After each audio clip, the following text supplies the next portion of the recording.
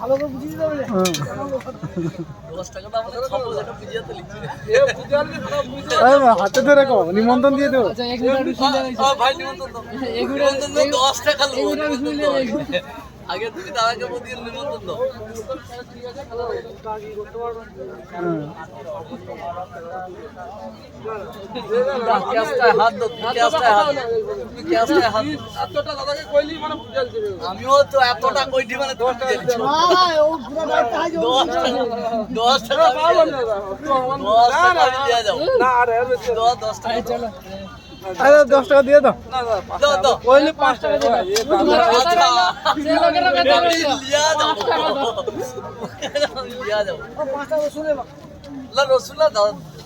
5 টাকা না আর দরকার বলে আমার পয়সা ফেরত লিয়ালো মাল না আর বেশি আর কোনো কইতে পারবো না। পয়সা ফেরত লিয়ালো আমি আর বেশি আর কোনো কইতে পারবো মাল ফেরত লাস্টে না আমি পান খাইবা পান খাবার পয়সা লিয়া যাবই যাব।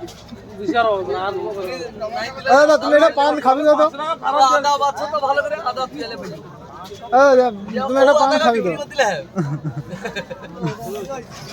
হ্যাঁ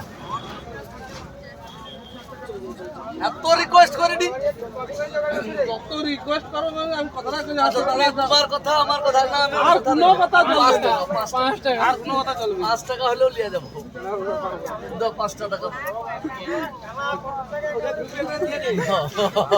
না হবে তো দাদা আরে এত রিকোয়েস্ট করে দি তোমাকে